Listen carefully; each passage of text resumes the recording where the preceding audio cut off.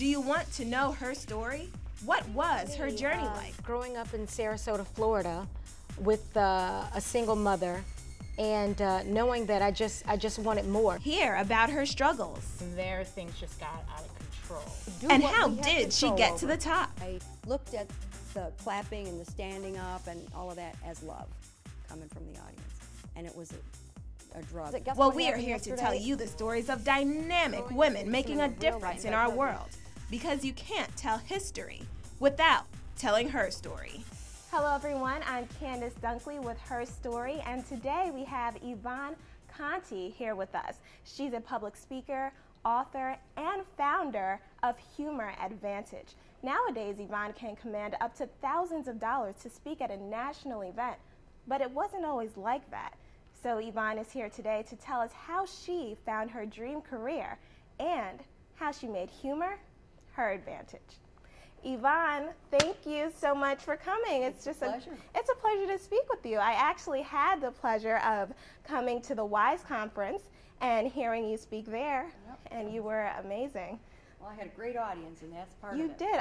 I was filming, but I couldn't help but laugh. I was trying to keep the camera still because I'm dying laughing, and everyone else is laughing. It was really great to see how you were able to mix being so funny but still sending a powerful message. Thank you. Thank you.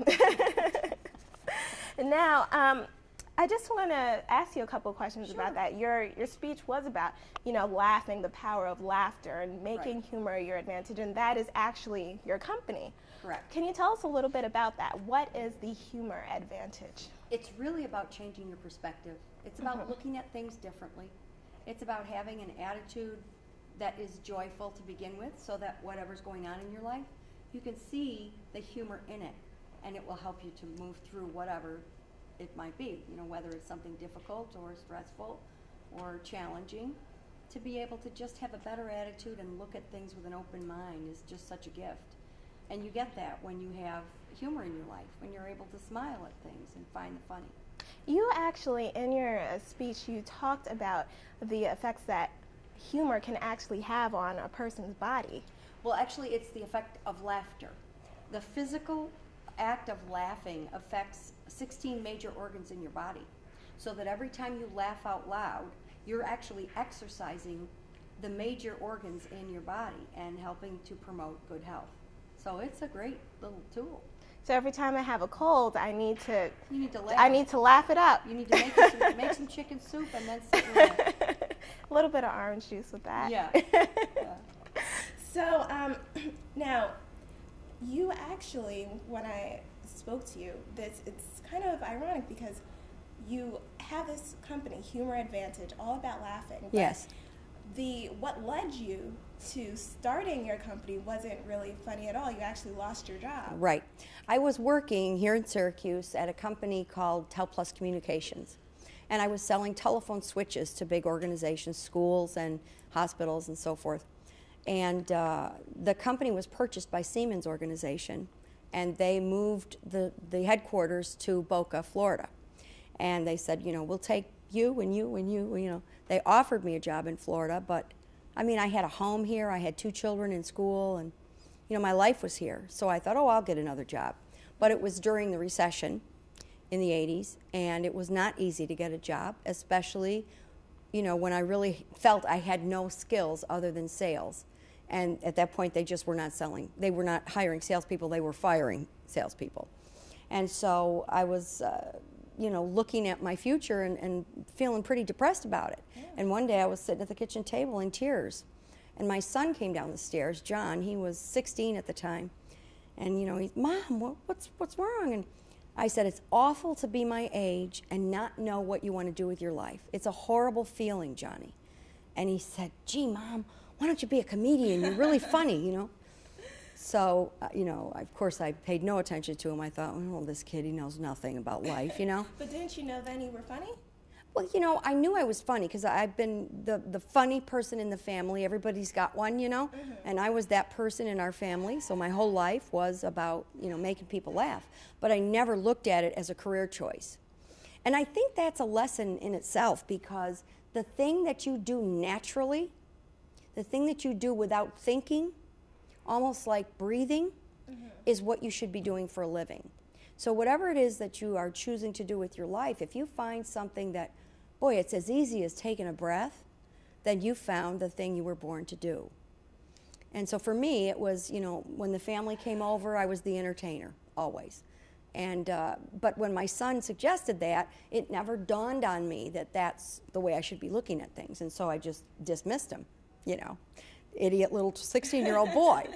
And then that same week, I went to speak with my accountant about my finances, and I'm like, what's left? What can I do? And he said, you have a lot of money going out, Yvonne. You have no money coming in. So you really need to find a job. And I said, well, no one's hiring. And he said, have you ever thought of doing stand-up comedy? You're pretty funny. And I'm like, wait a minute. What is this, a joke or what? And long story short, he was also the accountant for the local comedy club owner here in town, Wise Guys, which was up on Bruce Street at the time, off of Erie Boulevard. And he picked up the phone and he was talking to the guy and he said, listen, I got this girl, she's really funny. What can you do for me? And then he looked at me, he said, what are you doing on Wednesday night? And I said, nothing. Now in my mind, I'm thinking, okay, I'll go talk to this guy. He gets off the phone, he goes, okay, I got you a spot on Wednesday night. I said, a spot of what? Because I'd never been in a comedy club. I didn't even have cable, so I never even saw stand-up comedy on TV other than, you know, I know you're too young, but the Ed Sullivan Show. I used to watch the female comics on Ed Sullivan and think, wow, that's awesome that they can do that, you know, make everyone laugh. Toady Fields and Joan Rivers and, you know, yeah, I actually saw pictures with you and Joan. Yeah, those were like women I looked at and thought, wouldn't it be great to be like them? But I never thought of it as a career until I lost my job and all this transpired. So that Wednesday night, I went to the comedy club with an hour-long presentation that I was going to do as stand-up. And when I got there, he told me I had 5 minutes. And I was like, oh, no, what am I going to do? And so I just quickly crossed off, you know, most of it, 95% of it, and just did my 5 minutes. And fortunately, it was 5 funny minutes because I took all the, you know, when you're writing, you should have what I call the swill draft. You write it all down, most of it's garbage, and then you have 5 minutes of really good stuff. And so that's what happened. And once I heard that room full of people laughing, it was like a warm embrace. It was wonderful. And I was addicted. When you got up there, though, before you heard the people laughing, you weren't terrified? I was not terrified, and I think it was because I had a lot of family in the audience and a lot of friends, and I knew that even if I wasn't funny, they were going to laugh. I mean, they just were going to laugh because they were so excited to see that I was on stage, you know. But to me, it was like love. I looked at the clapping and the standing up and all of that as love coming from the audience, and it was a drug for me. Wow. Now, you've had some interesting jobs to break into comedy. Yes, I did. Because you may not know it, but stand-up comedy is the worst paying job on the planet when you are not famous. And certainly I was not famous. So I did whatever I could to find money to make ends meet. I was a clump of grapes for a bar mitzvah, which they put my head through a table, and my face was all purple, had grapes hanging all over it, and my chin was like on a platter of cheese, so that when people came to the table, they didn't see me there. It just looked like a clump of grapes. And as soon as they picked up a piece of cheese, I was supposed to say, you know, that's going right to your hips, don't you? Or something, you know. And it was so funny because they were looking around like, who said that, you know? Who is that?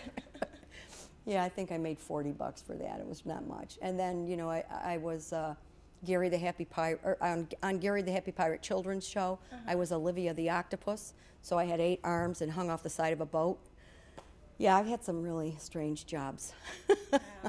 Well, Yvonne, we're going to go to break now. But Okay. when we come back, I just want to hear your advice on how people can learn to just laugh at themselves and just go forward doing what they want to do. And we'll also talk to you about other parts of your Okay, great. My life isn't perfect. I don't have a perfect life. Nobody has a perfect life. If I had a magic wand, I'd change some things. But I don't. So I choose to focus on the things that are happening right in my life and move forward in that direction. And the things that are not going right in my life, I will pray about those things. I will do what I have control over. I will lift the rest of it up.